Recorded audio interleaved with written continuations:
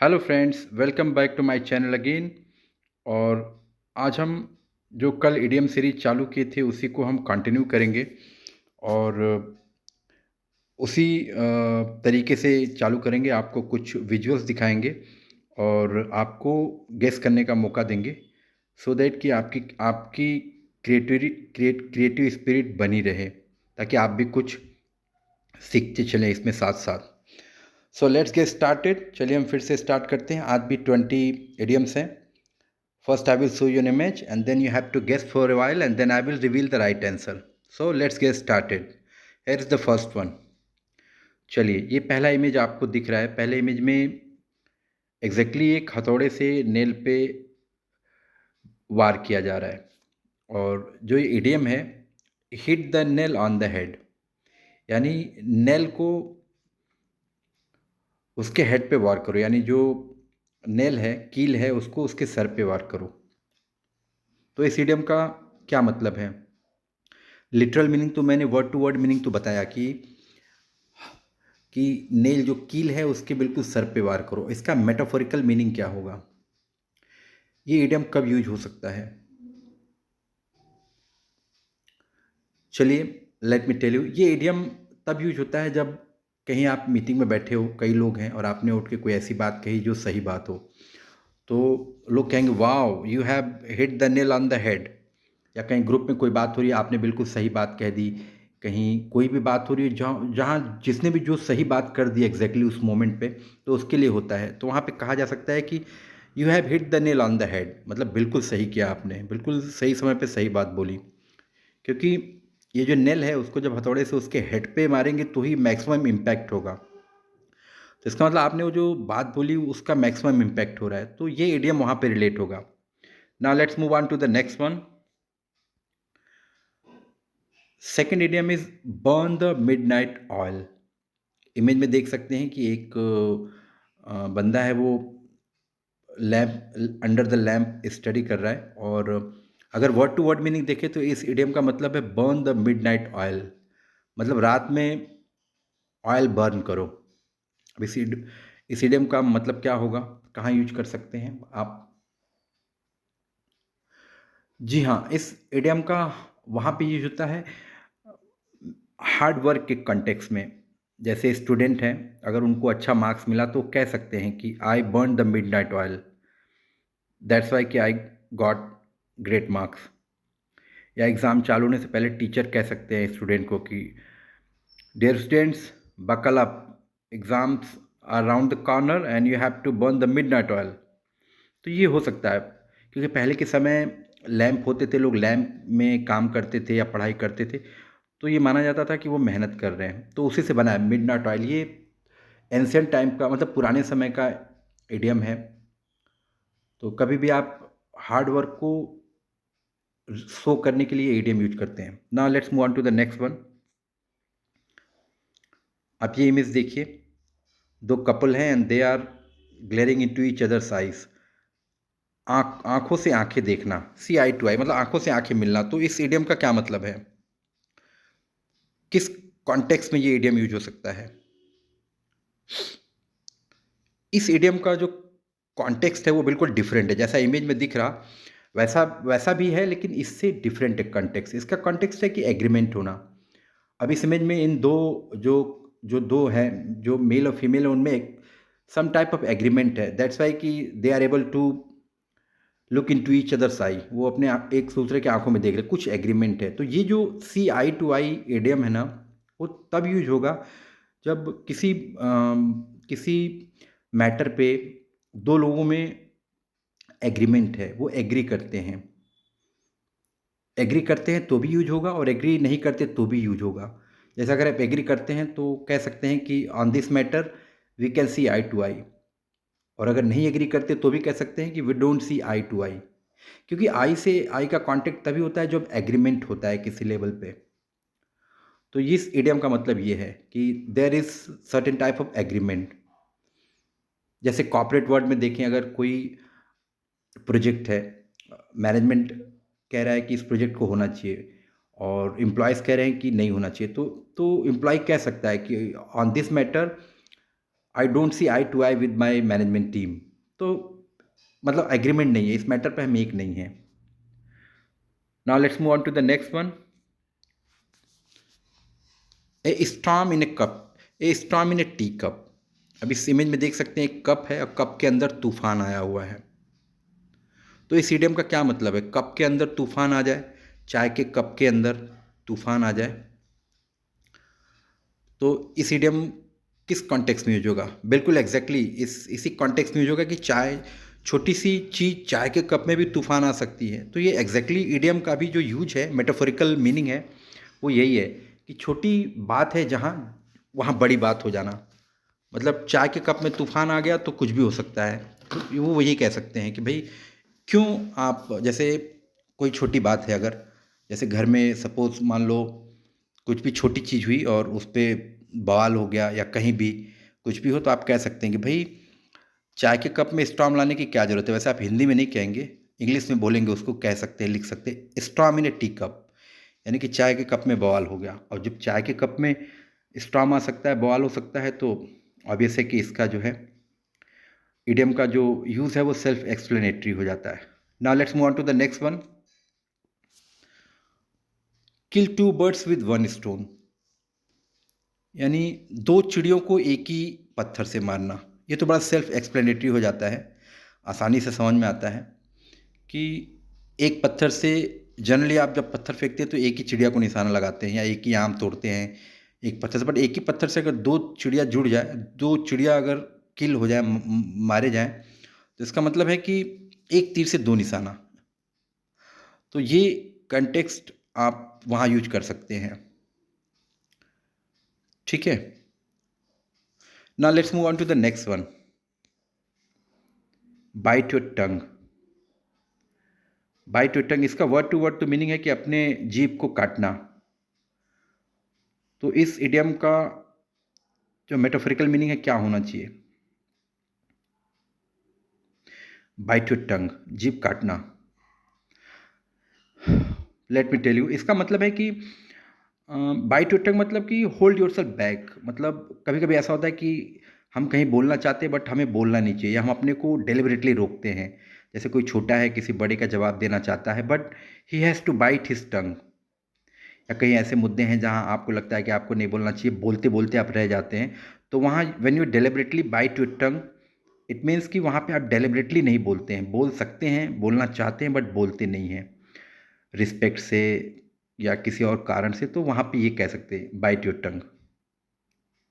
Now let's move on to the next one. The elephant in the room, elephant एक room में आ गया है। इस इडियम का क्या यूज है? एलिफेंट इन द रूम का मतलब ना कि कोई बड़ी बात होना और जिसको इग्नोर किया जाए। एलिफेंट इन द रूम का मतलब रूम में हाथी है और बड़ा प्रॉब्लम है बट उसको इग्नोर किया जा रहा। ठीक है, उस चीज़ को डेलिबरेटली इग्नोर किया जा रहा है। एलिफेंट इन द रूम मतलब कोई एक वो है, जैसे कोई टीम है, उसमें कोई प्लेयर बहुत पॉपुलर है, वो लगातार ख़राब परफॉर्मेंस दे रहा है बट उसको निकाला नहीं जा रहा।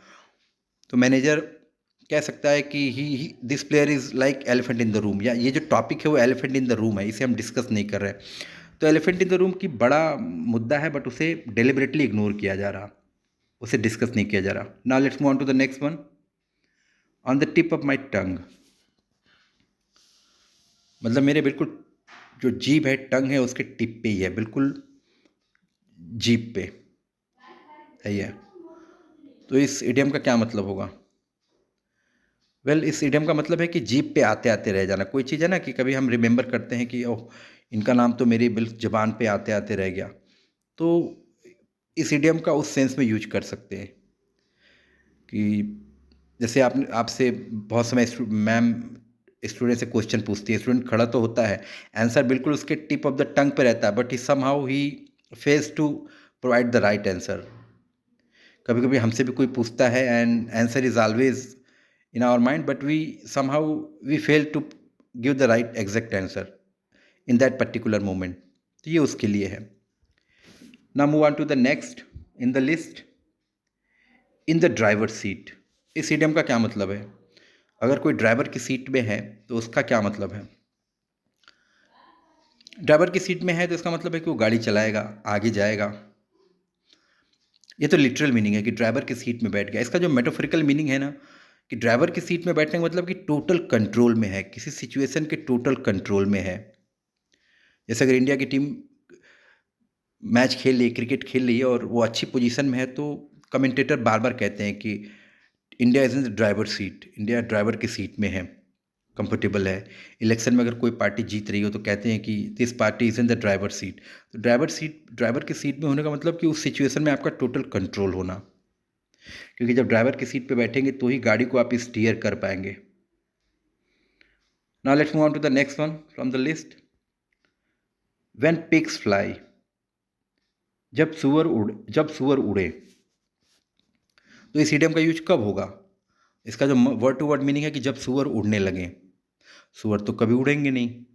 तो एग्जैक्टली इस इडियम का भी वही मतलब है कि न सुअर उड़ेंगे, ना आप वो काम करेंगे, ना हम वो काम करेंगे।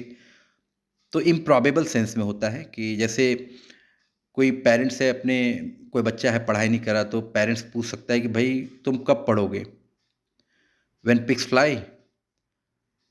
तो ऐसे ही है कि मतलब उस वर्क के लिए जो वर्क इम्पॉसिबल दिख रहा, तो कोई कह सकता है कि भाई when pigs fly I will do that, कि जब, और न तो पिग्स फ्लाई होगा और ना आप वो काम करेंगे, ना स्टूडेंट वो काम करेंगे।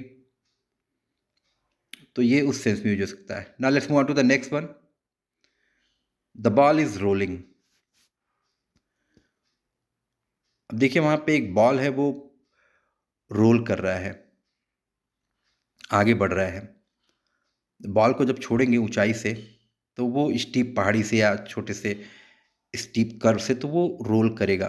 तो बॉल रोल का मतलब है कि किसी काम को स्टार्ट करना। अगर इसका ही मतलब है इस इडियम का कि किसी काम को स्टार्ट करना, रोल करना। Let the ball roll, ball को रोल करने दो, चलो कुछ स्टार्ट करते हैं, कुछ तो होने दो।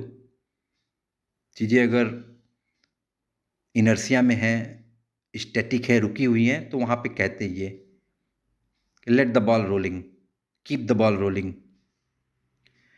Now let's move on to the next one from the list. 11, 12, 13। Put all your eggs in one basket. इस इडियम का क्या मतलब है? मतलब अपने सारे अंडे एक ही बास्केट में रखो। ये मैनेजमेंट गुरुओं का, जो मैनेजमेंट के जो गुरु होते हैं, जो मैनेजमेंट की जो पढ़ाई होती है, उसका एक बड़ा फेवरेट इडियम या कोटेशन है। बट वहाँ पे उसको ऐसे कहते हैं कि don't put all your egg in one basket. अगर सारे अंडे को एक ही बास्केट में रखेंगे तो रिस्क बढ़ जाता है। तो बिल्कुल इस इडियम का जो मेटाफोरिकल मीनिंग भी है वो कुछ ऐसा ही है कि अगर आपके पास बहुत सारे एसेट्स हैं या बहुत सारी रिस्की चीज़ें हैं, तो सबको एक जगह एक साथ मत रखिए, क्योंकि अगर एक फूटा तो दूसरे के फूटने का भी डर है, एक गिरा दूसरे के गिरने का डर है। तो रिस्क को डाइवर्सिफाई कर सकते हैं, क्योंकि अगर सारे अंडे एक ही बास्केट में रहे अगर, तो सारे एक साथ फूटेंगे। अगर दो अलग अलग बास्केट में रहे तो एक बास्केट फूटेगा तो दूसरे बास्केट के बचने की संभावना ज़्यादा है। बास्केट में टोकरी, यानी सारे अंडे एक ही टोकरी में न रखें, ये मुहावरा है, एडियम, जिसको इंग्लिश में एडियम बोलते हैं। Now let's move on to the next one. Barking up the wrong tree. Bark मतलब भौंकना। अभी ये कुत्ता जो है, मतलब इसमें कुत्ता तो मैंने दिखाया, बट टेक्निकली इसमें जो कुत्ता है वो गलत ट्री को देख के भौंक रहा है। तो barking up the wrong tree, तो इसमें इसकी लिटरल मीनिंग से ही इसका इडियोमेटिक मीनिंग भी पता चल रहा है। इसका मीनिंग होगा कि आपको काम कुछ और करना है और एफर्ट कहीं और लगा रहे हैं, क्योंकि ये डॉग भी है, वो गलत ट्री की तरफ देख के बार्क कर रहा है, भौंक रहा है, उसे लग रहा है कि उस ट्री से ही प्रॉब्लम है। इसी तरह से ये टेक्निकली ऐसे हो सकता है कि ज़रूरत है, साइंस का पेपर है और फोकस मैथ पे साइंस का पेपर है, फोकस मैथ पे हो रहा, प्रॉब्लम कहीं और है, सोल्यूशन कहीं और ढूंढा जा रहा। तो लोग कहते हैं कि don't bark up the wrong tree, if you want the good result don't bark up the wrong tree. मतलब अगर रॉन्ग ट्री की तरफ देख के अगर आप भौंकेंगे, एफर्ट लगाएंगे अगर गलत डायरेक्शन में, तो उसका रिजल्ट गलत होगा। Now let's move on to the next one. Walk on egg shells. अंडे के छिलके पे चलना। अगर आपसे बोला जाए कि अंडे के छिलके पे चलिए और बिना तोड़े हुए चलिए, तो प्रॉब्लम होगी ना। क्योंकि ऐसा हो ही नहीं सकता कि अंडे के छिलके पे आप चलें और अंडे का छिलका टूटे नहीं। तो इस इडियम का एग्जैक्टली मेटाफोरिकल मीनिंग भी वही है कि अगर अंडे के छिलके पे चढ़ना मतलब बहुत सेंसिटिव टॉपिक को हैंडल करना। अब इसको आप अपने हिसाब से अपने कंटेक्स्ट में ढाल सकते हैं। जैसे अगर किसी से बात करना बहुत आपको टफ लगता है तो आप कह सकते हैं कि talking with that person is like walking on eggshells. कुछ भी कह सकते हैं कि ये काम कठिन और बहुत हार्ड है। हार्ड इन द सेंस कि हार्ड नहीं कह सकते, बट रिस्क वाला काम है। अंडे के छिलके पे चलना और ये देना कि छिलका टूटे नहीं। तो इस इडियम का यूज ऐसे सिचुएशंस में कर सकते हैं जहाँ कोई ऐसे काम आपको करना है जो आपको लगता है कि बहुत रिस्की काम है। जैसे कोई गुस्सा हो गया, उसको मनाना है। अब हमें पता हो वो पर्सन बार बार नाराज़ हो रहा है, तो आप कह सकते हैं कि it's like walking on eggshells. Now let's move on to the next one. Keep your cards close to your chest. अपने कार्ड अपने सीने के पास रखो। ऑब्वियसली ये जब आप इसका word to word meaning decode करेंगे तो जो इसका इडियम मीनिंग है, जो मेटाफोरिकल मीनिंग है, वो भी सेल्फ एक्सप्लेनेटरी हो जाता है। मतलब अपना कार्ड जो अपने पत्ते किसी को मत दिखाओ, बिल्कुल keep it close to your heart, keep it close to your chest. मतलब अपने पत्ते मत खोलिए, अपने सीक्रेट रिवील मत करिए। कि इस इडियम का ये मतलब है कि अपने पत्ते रिवील मत करिए, उसको अपने चेस्ट से दबा के संभाल के रखिए, अपना सीक्रेट अपने पास रखिए। Now let's move on to the next one. A drop in the ocean. A drop in the ocean. तो अब समुद्र है, समुद्र में एक एक बूंद पानी गिराने से क्या समुद्र का पानी बढ़ेगा? बढ़ेगा तो, लेकिन हमें वो दिखेगा नहीं। तो ये इडियम आप उसी कंटेक्स्ट में यूज कर सकते हैं कि जहाँ ऑलरेडी बहुत सारी चीज़ें हैं, वहाँ आप थोड़ा सा डाल दें तो वहाँ तो बहुत फ़र्क पड़ेगा नहीं। जैसे कहीं डोनेशन इकट्ठा हो रहा हो, करोड़ों का डोनेशन इकट्ठा हो और आपने बहुत हिम्मत करके 1 रुपया दिया, तो आपने तो ड्रॉप इन द ओशियन ही दिया, उसके लिए तो ड्रॉप इन द ओशियन ही हुआ। तो ड्रॉप इन द ओशियन उस कंटेक्स्ट में यूज कर सकते हैं। Now let's move on to the next one. Fish out of water. इस इमेज में एक मछली जो है पानी से बाहर है, और जब मछली पानी से बाहर आती है तो उसके लिए बहुत प्रॉब्लम होती है। उसको उसके लिए जीना बहुत कंफर्टेबल नहीं रहता, बहुत मुश्किल हो जाती है। तो मछली की तरह ही ये इस इडियम का इस्तेमाल हम लोग उसी कंटेक्स्ट में कर सकते हैं जो सिचुएशन हमारे लिए मुश्किल हो जाए। जैसे अगर कोई इंट्रोवर्ट पर्सन है, कम बोलने वाला पर्सन है, उसको बिल्कुल ले जाके मेले में खड़ा कर दीजिए, तो वो जो सिचुएशन है उसके लिए like fish out of water हो जाएगा। तो ये उन सिचुएशंस के लिए है जो बहुत अनकंफर्टेबल सिचुएशन हो जाती है। चाहे एक पर्सन के लिए वो इस माहौल में रहने का वाला नहीं है, तो दूसरे के लिए जो मतलब माहौल के हिसाब से, इस कॉन्टेक्स्ट के हिसाब से यूज़ किया जा सकता है। Now let's move on to the next one. Throw someone under the bus. किसी को बस के नीचे फेंकना।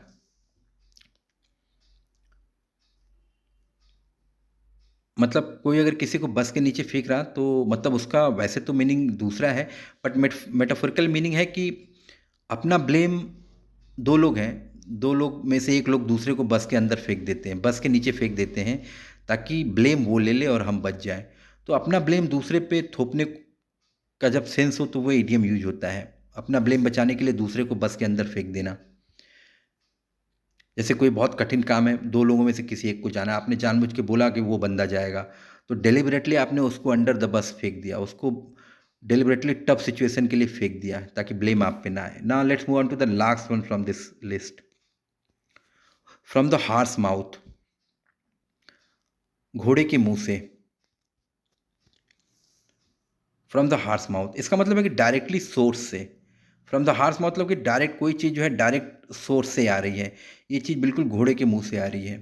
जैसे न्यूज़ रिपोर्टर है, अगर कहीं पे कुछ क्राइम सीन है तो वहाँ से जाके रिपोर्टिंग करते समय कह सकते हैं we are live from the horse mouth, कि हम बिल्कुल जहाँ पे क्राइम सीन है, वैसे तो कहते नहीं हैं, वो तो कहते हैं क्राइम सीन से हम लाइव हैं, बट ये इडियम जो है उस सेंस में यूज किया जा सकता है।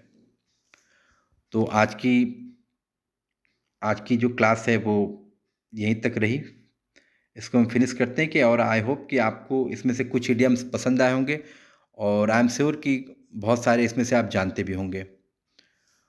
तो आज के लिए बस इतना ही, फिर कल मिलेंगे नए टॉपिक के साथ, या hopefully I will try to add some more idiom to this list in case if I find something better for you. और अगर आपको कुछ भी पसंद आया तो लाइक या सब्सक्राइब करना मत भूलिए, और फिर मिलते हैं। Keep smiling, keep rocking, have a great time you all.